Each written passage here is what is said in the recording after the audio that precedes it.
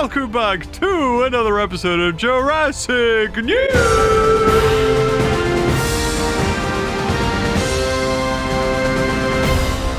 And boy, this show may as well be called Jurassic Daily News, because, oh my god, like, what was it, 48 hours since we did the last one? We have even more news, and so much more, not just like a couple of things, a boatload of new stuff to cover. So first off, just a quick creator spotlight that I've seen in the community. People who have made some really cool stuff. This is the mutated raptor head, or, you know, the two-headed raptor that we see in the rundown biosphere facility. And then this glorious masterpiece showing that you should not take the Distortus Rex's design lightly, because it could look like this. I don't see anything wrong with it. Who needs a beluga whale head? And finally, this one by Hong Lee. This is some beautiful stylized work here depicting what we are expecting to be the final battle in Jurassic World Rebirth, with Spinosaurs and the Mosasaur taking on the Distortus Rex, the tortoise boy. But onto actual news now.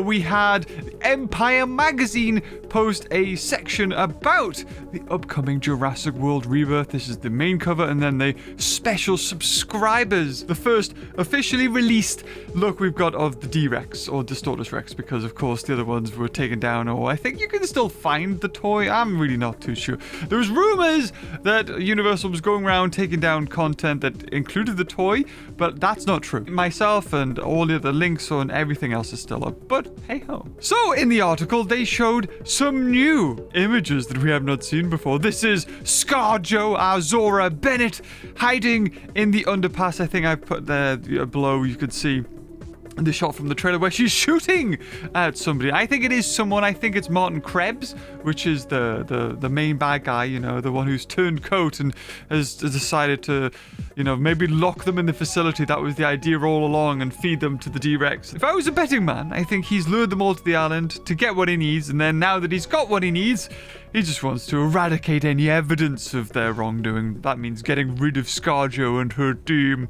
But also, they showed this one. This is the official look at the first ever Megalodon in the Jurassic World franchise. As you can see it there on the tooth. But this is, I think, when they were filming in Thailand. The Bermuda Triangle, I can't remember what it is about Barbados. We go towards Barbados. You see the back of the head of Martin Krebs, and of course our paleontologist. Oh, what's he called? What is the guy called? I gotta find this out. I didn't get it right last time. Henry Loomis, that's his name. We'll remember that, because we always have Henrys in the Jurassic franchise. Also, a look at this. This was the parasaur skeleton or corpse that we were speculating on for the longest time, that it was in the shot with the Dilophosaurus, and that's what it's feeding on, and then that wakes up the T-Rex. But we see the Empire Magazine's exclusive, and then Real News Hawaii posted a different shot of it from a different angle there, looking gloriously gruesome, earning that PG-13 rating. But that's not the biggest takeaway from the Empire's Magazine. No, we've got some huge news when it comes to this. So this is from a section. This is, I think this is David Kopp. The last few movies were exploring the idea of, hey, what would it be like if they were in our environment? You know, that's Colin Trevorrow's What If Dinosaurs Were in Our World? And he says, they did that very well. And now we wanted to explore how it felt to go back to theirs. Prepare to gasp at dinosaurs all over again. Just not loudly enough to attract their attention, eh? I don't know. I mean, they say that, we're going back to basics. I've heard this as well. I think Scarlett Johansson said it in the trailer. We've really gone back to basics. Which is exactly what Dr. Alan Grant said in one of his, one of the promos for Dominion was, this is going back to basics. Back to basics in the best possible sense. It's just like a buzzword. It's like, Jurassic Park was so beloved that it's going back to that. We're going back to basics. Are you though? But that's not the biggest news. Even more. This is it. He also went on to say, and that's not all. As well as the D-Rex, we'll meet the winged Mutadons. Yes, a combination of a pterosaur and a raptor, says screenwriter David Kopp. or Coep, I can't remember his name, who previously penned both Jurassic Park and The Lost World. Those came from my strange mind, he says. We saw in some of the previous Jurassic World movies that their experiments made dinosaurs bigger, meaner, scarier, and it occurred to me and Stephen that those can't have all gone well. Sometimes life shouldn't have found a way. So we have final confirmation of the name and the next, type of hybrid, that being the Mutadons, which are velociraptors with wings that can fly. So that's big news, like absolutely big news. This is exactly, I think, what we speculated what this weird raptor was, because it has the sickle claw that the raptor has. However, it's at the side of the foot and not where it should be, as I showcased in a previous video. And with that, we can also come to the conclusion that this is a rebirth of more past ideas. If you think about it, we've got the Parasaurolophus corpse that was supposed to be fished up in a net with the Lost World, and now it's here, an actual Parasaurolophus corpse. And then we have a deleted scene from the Lost World where the Pteranodons attack a helicopter. And yes, this kind of was used in, the Jurassic World, where Mr. Masrani was attacked by the pterosaurs. However, in the Lost World, it was, the rescue helicopter.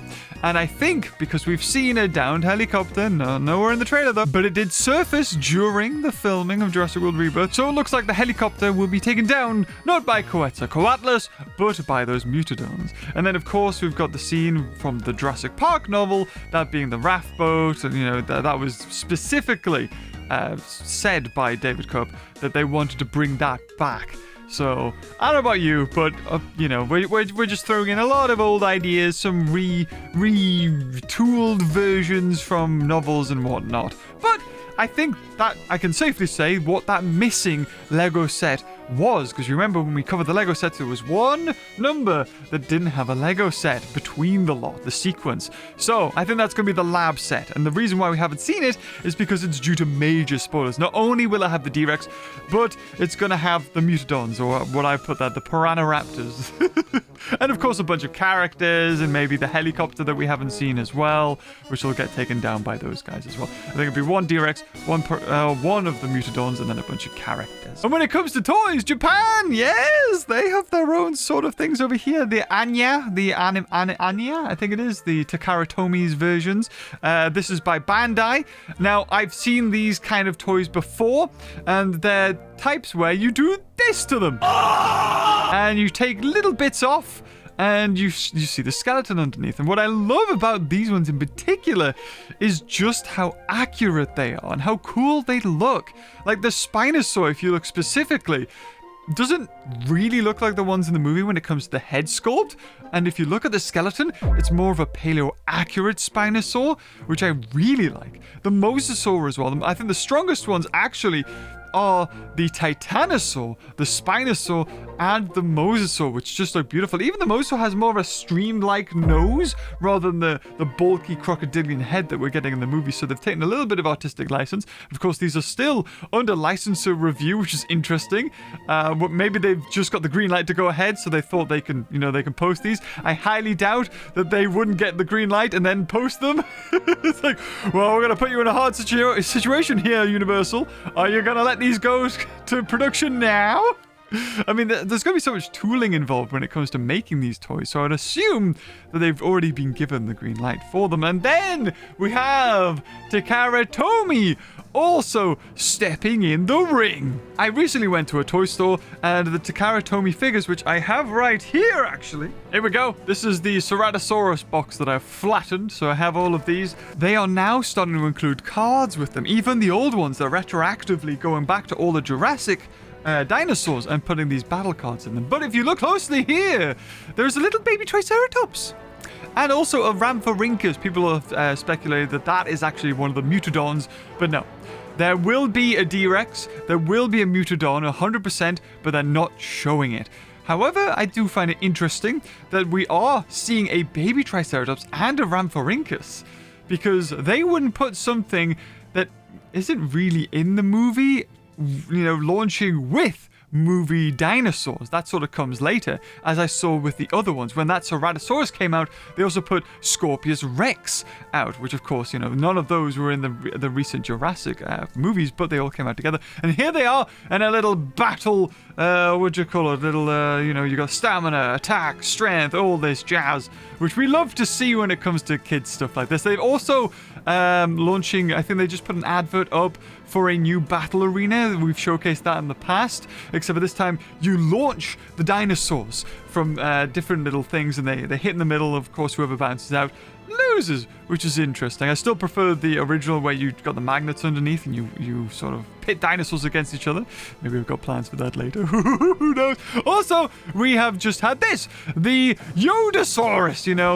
Every franchise has it. As Star Wars started, Baby Yoda was so freaking popular that they were like, we all need an easy merchandisable character, and that being the Aqualops in this time. I mean, last time I think it was Beta, because you had the little puppet that you would have on your hand, a fake hand, and then your hand would be in the thing or what have you. And now this, however, doesn't. It looks like it's not out yet. This seems to still be, a 3D render, and they haven't put the actual official toy in there. And in other news, the AI slop is gone. One of the biggest offenders, that being screen culture, which would make all of these fake Jurassic World Rebirth trailers, final trailer, second trailer, whatever trailer. If you go on their channel now, they're all gone.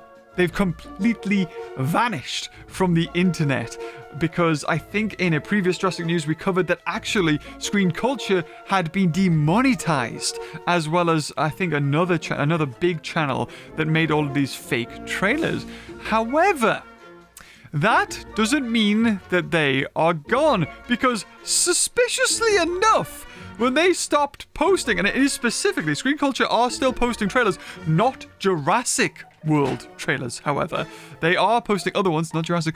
But another channel just all of a sudden started posting. And as you can see, this one's called Screen Trailers. And, the titles is Screen Culture Official, Screen Trailers Official. I think this is, they own this channel as well. This one hasn't been demonetized. And would you look at that? 9 days ago, Jurassic World Rebirth final trailer. Jurassic World Rebirth final trailer. And using AI terribleness there. I think this is the same company. They've probably got a plethora of different accounts. They could be based in the countries, where they just employ a bunch of people just to churn out AI slop. So this is the only other one I found, because I haven't really looked into it. But I wouldn't be surprised if there's 5, 6, 7 other trailer channels that are posting these, and they've just, their biggest cash cow got demonetized. But that's not to say that the other ones can't, because if you look, that one 9 days ago has 300,000 views, and this channel only has 31,000 subscribers. It doesn't matter how many subscribers you have on a YouTube channel. Just make fake AI trailers, and they just seem to rake in the views and the money, which is unfortunate. But hey, we did get a victory with that AI slop being cut short. And there you have it! Jurassic News summed up. We covered a lot here in under, 17 minutes, is it? Yeah, very good. So let me know your thoughts on the new Mutadons, and of course the Distortus Rex in the comments down below. And until next time, maybe even tomorrow, God knows, it seems to be Jurassic World News every single day. Leave a like, and until next time, I'll see you guys later. Oh, bye-bye.